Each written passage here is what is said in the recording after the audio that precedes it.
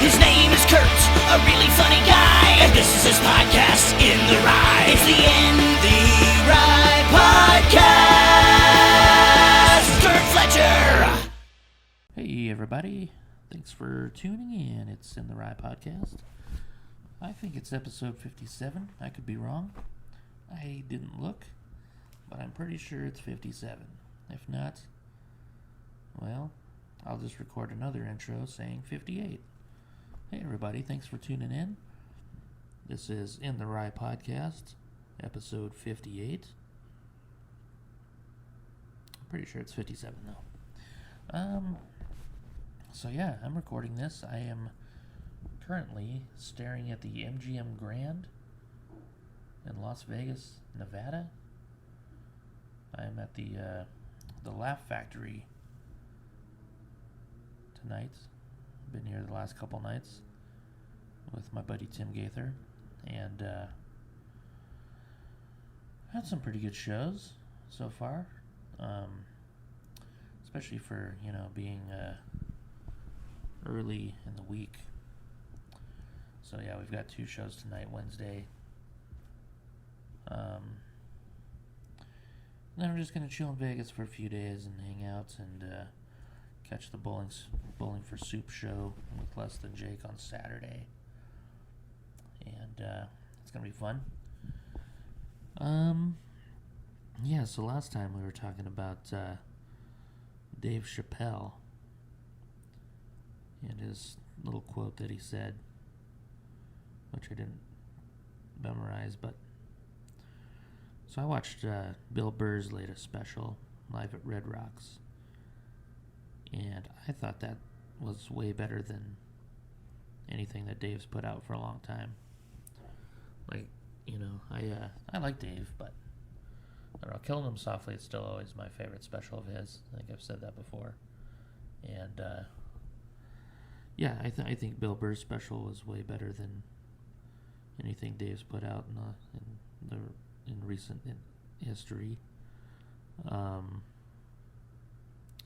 I also finally watched Norm Macdonald's special. I was supposed to watch it with my friend Holly, but she's got a baby and stuff, so she's always super busy. Can't get to it, I guess. No, so she is super busy. She has a baby and stuff, so I just watched it by myself, and I thought it was pretty cool. And it was cool to see all of his friends talking about it afterwards, like Letterman and Adam Sandler, Dave Chappelle, a couple other people, and I don't know, it was interesting. It was pretty funny to just see him sitting at his computer, just recording the set. And there's a point where he had a phone call. He took the phone call. Man, Norm's one of my favorites. He's just, he's totally unique. There's not many comics like him at all, so he's definitely gonna be missed. Norm Macdonald. I think I watched some other specials this week, but none of them really stood out. Plus, I brought the wrong notebook where I take notes for the podcast in. I left that notebook in Albuquerque. So, yeah, I've been doing some cool shows lately. I had to fly to Phoenix. 'Cause my car, I don't have a car anymore, so it's gonna cost more to repair it than I paid for it, and it's already got 245,000 miles on it. So I decided I'm just gonna get a new car at some point. So yeah, I just been flying everywhere since then, or catching rides to other gigs. Like I flew to Phoenix. I worked with Tim Gaither at Stir Crazy Comedy Club in Glendale, which is a really cool club, and definitely caters to comedians. The owner of the club used to be a comedian. His name's Tom Sims, really cool guy. But he he set up the club where it's like perfect for performing. Like, for example, he has all the tables in there are set up where it's only 2 people per table. A lot of comedy clubs you'll go to, and they'll have like a 6 top or an 8 top, and a lot of times those tables are, they can get pretty rowdy and loud because people are talking all the time. And that's a cool thing about Stir Crazy with the 2 people per table. It really cuts down on the table talk and stuff like that, which is nice because that's a small room too. Another cool thing he has is the wait staff doesn't come in and out all the time and interrupt. They have a thing on the table where you just hit a button and it turns green, so they know that you want to order. So then they just come over, take your order, and they're not in and out of the showroom. And I think that's really cool. And then he also does the check drop at the end of the show, which is awesome for the headliner for sure. Not only does it not mess up the flow of their sets, but it also gives them time at the end of the show to set up their merchandise and stuff like that, which is really cool. Oh yeah, they also they have a light on the back wall in the showroom, so the comedian knows once that light comes on and stays on, you got 5 minutes or whatever light you want. But the light also goes into the green room, so whoever's hosting knows that when that light is on, to get ready to get back up on stage, and that's pretty cool. And plus the staff's like great; they treat you super super cool, and everybody's really nice there. So I always love going to that club, Stir Crazy Comedy Club in Glendale. It's a cool area too. There's a lot going on, a lot of bars and restaurants and stuff like that. God, it was 114 degrees though. So we were there Friday and Saturday, and I don't think I left my hotel room at all, except to go to the shows, because it's so hot, and a ginger like me doesn't stand a chance out in that heat. So stayed in the room, and then Sunday we got a rental car. We drove out to Pine Top, Arizona, which is about 3.5 hours away. We performed at this casino called the Honda Casino, which I've been doing that casino for years. It's always, well, it's not always fun, but it's always a fun trip. The show isn't always fun. Like the first time I ever performed there, I was opening for my buddy Russ Rivas, and God, it was brutal. I had such a terrible set. And in the middle of my set, some old lady just goes, "You're not funny." And I was like, "Yeah, I know." Oh my God, but I still remember that. What a kick in the nads. But, as the years went on, I got better and figured things out. And I've actually had some really good shows there.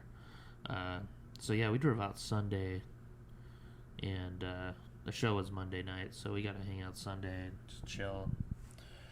Enjoy the weather, because it was like 30 degrees lower than Phoenix. And it was kind of rainy and stuff, too, which was nice. So, yeah, it's Sunday, and then Monday we went on a little hike so Tim could spread some of his brother's ashes around. And it was cool. It was just nice being there, like in that fresh air. It just felt good. And then it was their second show they've done since COVID shut down everything. So there were a lot of people there. It was packed. And ended up being a really good show. So that was cool. And then, yeah, we drove back to Phoenix the next day, and we both had to fly home. Excuse me. Oh, man. And, yeah, so I did some really fun gigs this last week, too. Did a bunch of theater gigs. This comedian by the name of John Payton moved back to Albuquerque, and he asked me to do some shows with him and Mark Doyle.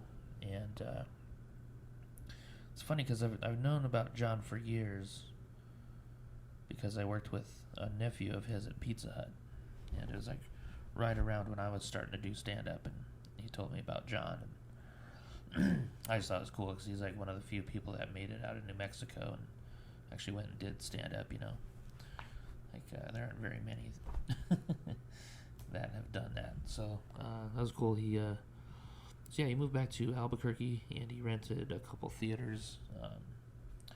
So Wednesday the 27th, we went down to Las Cruces, New Mexico, which is it's like a little college town, and I don't know. I haven't really spent a lot of time in Las Cruces, but it's a decent little town. It's not too bad, I guess. Yeah, and you know, we weren't sure what the turnout was going to be since college wasn't going on or anything, but we actually had a really good turnout. And this is it's a really cool theater called the Rio Grande Theater, and I think they said we had about 120 people show up for a Wednesday in July. That's pretty awesome for Las Cruces. And the crowd was great. They were very receptive to the comedy. Talked to a lot of people afterwards. It's pretty cool. I saw an old friend of mine that actually worked at Pizza Hut also. He was in town with his wife and his daughter. So it's cool to see him. It's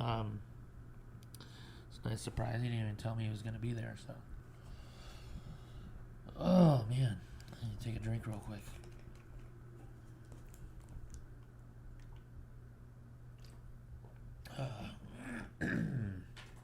Excuse me. I could edit that out, but I'm not gonna. All right, so the same crew, me and Mark Doyle and John Payton went up to Taos, New Mexico on Saturday the 30th, and we performed at a place. It's called the Taos Center for Performing Arts. I think that was called. It was a really nice theater too. I posted some pictures up on my Instagram and Facebook. You can go check out the theaters on there. Really cool theaters. And that crowd was different. Taos is it's a different kind of town. A lot of hippies and artists and stuff like that. And so we had an older crowd. It seemed like an older crowd. It was hard to see a lot of people, but it was a tough room. Cause I started with some cleaner stuff, and I was getting some laughs, and then tried a dirty joke, and it went well. So I was like, okay, they might like some dirtier stuff. And then I tried another one, and they didn't laugh, and I was like, okay, maybe not. But it's just one of those crowds that was, I don't know, maybe they had low energy. Because afterwards, everybody seemed to really enjoy the show. They were all happy with it. And it's just funny, because when you're up on stage and you're like, man, these people like me or not? And I don't know, it's definitely work. And it's just, with crowds like that, it's so hard to get any type of momentum going. Like, you get like a string of like 3 or 4 jokes that hit, and you're like, okay, here we go. And then you tell another joke that usually works, and they just kind of stare at you, and you're like, oh, okay. And then it just kind of throws you off, throws you off a little bit, and I don't know, and then you get in your head about it, and you're like, what the fuck, and then you start thinking about other stuff, and then you stumble on your next joke, and I don't know. It's weird. It's fun though. It was everybody was super nice afterwards, so I don't think anybody had a bad time. So, and if they did, they sure didn't tell us, which is good. So I'll punch him in the goddamn throat. No, I won't. And then so Sunday, it's back in Albuquerque. Zach Abeda hosts a monthly show at the Lobo Theater. I'd never been to the Lobo Theater, and they just renovated it recently, like in October, and it was really nice. Like the bar area was really cool, and the theater itself was great. The crowd was kind of far away, but yeah, overall though, it was a great show. A lot of great comics on there, and just a super cool venue. So thanks to everyone who came to that. It's cool. There's a bunch of like local comics there and stuff too. So it's always cool to see like the locals come out and support and stuff like that. Man, yeah. And then the next day I had to fly to Vegas, so I had to get up super early. And man, I was kind of freaking out because I didn't have any Uber drivers that early because I got up at 4, and my flight was at 7 o'clock. And luckily my brother works a graveyard shift, and he got off at 5 o'clock, so he gave me a ride to the airport. So I was kind of freaking out a little bit about that, but I made it. Made it to Vegas. And it's been a pretty interesting week so far. Working at the Laugh Factory. I've never really performed in Vegas, like any paid gigs. Like I've done the World Series of Comedy before, and that was, it was a little different than working at a club, So I was nervous as shit the first night. I usually don't get that nervous, but I don't know, a lot of things were going into that. Like I only slept like an hour and a half.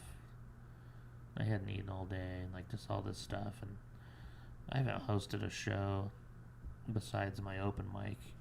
A real show I haven't hosted in probably close to 5 years. I think the last time I hosted was at the Des Moines Funny Bone in 2018 or 19 maybe. And I suck as an MC.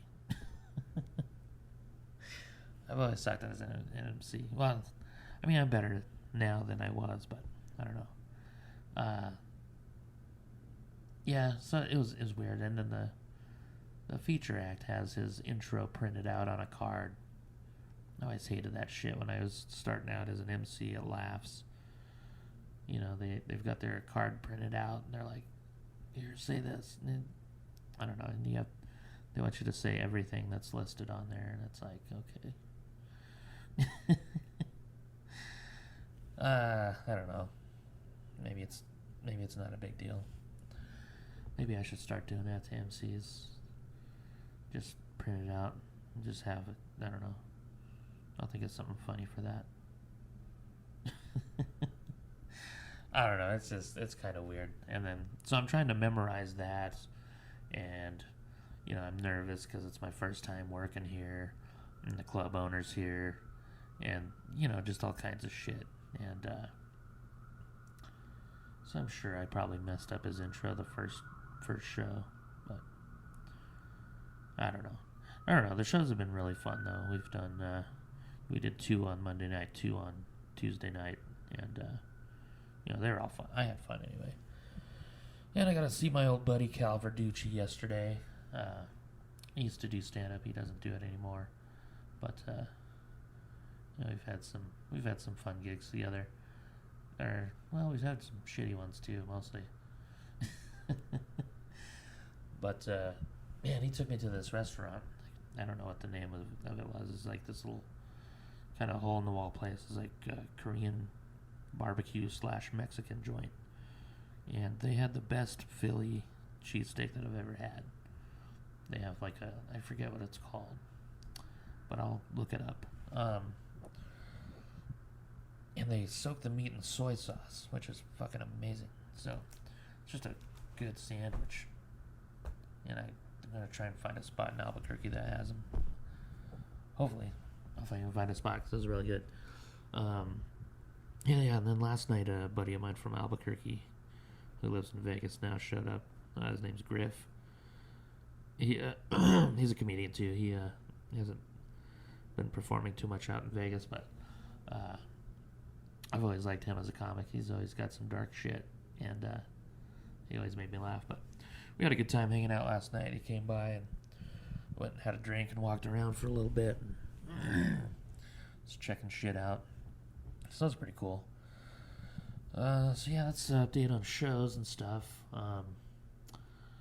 I was thinking about late night talk shows recently. Because that's one of my goals in 2023 is to get a spot on a late night show. And a couple weeks ago, a buddy of mine named Simon Taylor was on Jimmy Fallon. I thought that was pretty cool. Simon's a comedian from Australia. He was actually passing through Albuquerque years ago, and he popped by. We were having like a little house party somewhere, and he came by and hung out. I didn't get to see him do stand-up or anything. He just came by to hang out with some comedians. Like, he didn't know anybody in town or anything, but he just decided to come hang out with the local comics, and he's a super cool dude. And we kept in touch a little bit over the years, and I just happened to see that he was going to be on Jimmy Fallon, so I actually watched Jimmy Fallon, which I normally don't because I don't like him unless he puts me on his show. God, I shouldn't say anything. No, so I was thinking about late night talk shows because I watch them all the time, not all the time anymore, but growing up, I'd always watch just to see if there's a comedian on or something like that, and so I decided to rank my favorite talk show hosts, like late night talk show hosts. So here's my list, and you guys feel free to send me yours. Tell me your top 5, or tell me like who your favorite ones are and who your least favorite are. So my favorite of all time is Johnny Carson. I grew up watching Johnny Carson, and man, he was just he was always so great at getting a laugh, even if a joke wouldn't land, and I always thought that was pretty impressive. One time my buddy was house sitting for his old boss, and I went over there one night, and he had I think it was VHS still at the time, but he had like a 4 VHS collection. There's 4 of them in the set, and it was all like the best of Johnny Carson. And it wasn't open yet, but we opened it and watched it. We watched all 4 cassettes, and it was fucking awesome. I don't know. It's cool to go back and watch, a bunch of the old episodes. I'd like to do that again. I should do that again, because that was almost 20 years ago when we did that. So yeah, Johnny Carson, he's always been my favorite. Second favorite's Conan. I've always liked Conan. I've always thought he was pretty funny. And I really like Max Weinberg was always funny on there too. I always liked when they did the public service announcements. And Conan and Andy would always do something kind of serious, and then Max would come on and just do something outrageous. Like, I'm trying to think of a good one.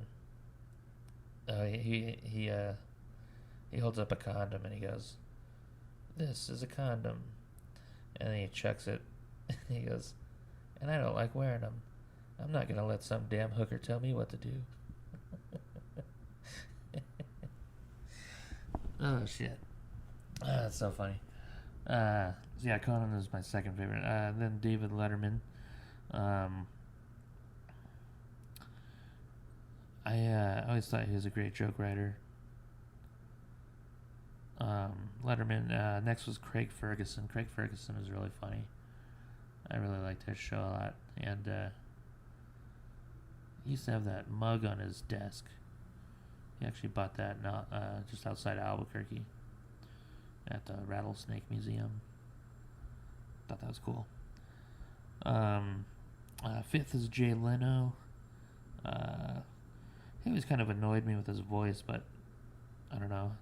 After a while, it grew on me. But he's a really funny guy. He's always been a good joke writer too, and I've heard he's like really good to comedians, and he works his ass off doing comedy too, which is cool. He still performs. And I don't know. I just thought that was really cool. I got to see him actually. They were recording a segment of jaywalking one time, and I was out in LA doing some shows, and I was hanging out with Chris Fonseca, and Jay actually, he looked over and he saw Chris sitting there, and he recognized him, so he stopped the taping and came over and started chatting with Chris a little bit, and told the crowd who he was and stuff like that. I thought that was pretty cool. Next is Craig Kilbourne. I thought his show was like super underrated. Or I thought he was underrated as a host. I think he was on like in the mid to late 90s. He was always funny. Then next is Jon Stewart. Jon Stewart had a talk show. I want to say it was early to mid 90s. Something like that. You can hear the sirens in the background in Las Vegas. Surprised we haven't heard more. Alright, so next is Arsenio Hall. I always liked watching his show. And then he ended up bringing it back a few years ago. My buddy Stephen Michael Quesada was on there. That was pretty cool. And Stephen has a new special on Amazon Prime. You should check that out.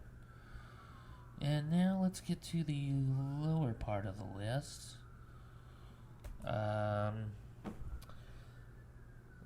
So there's Jimmy Kimmel, Seth Meyers. They're both alright.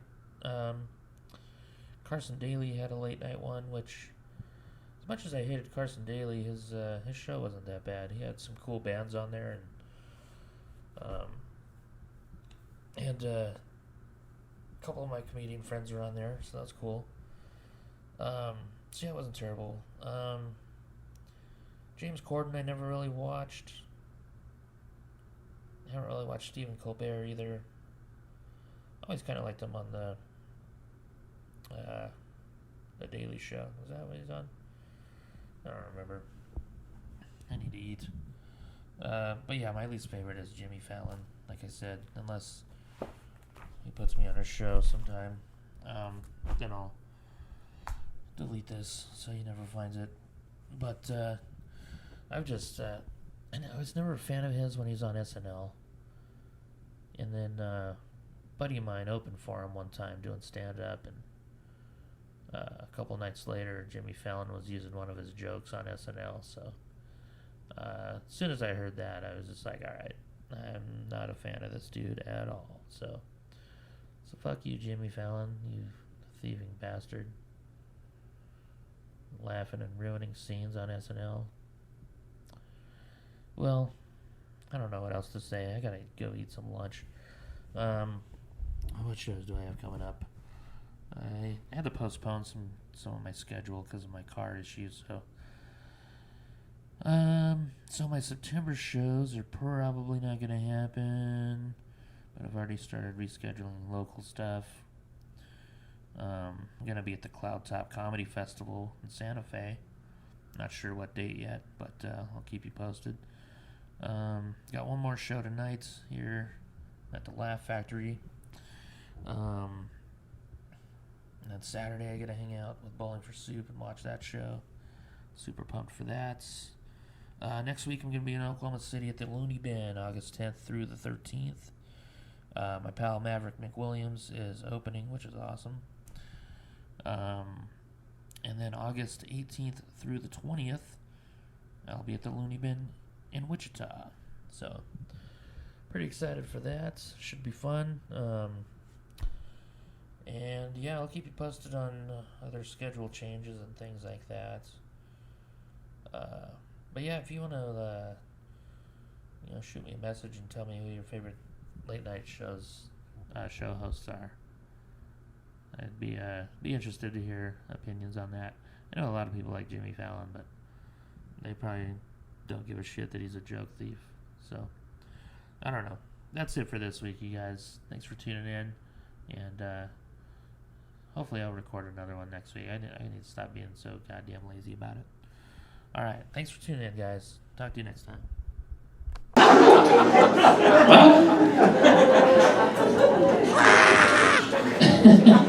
Well,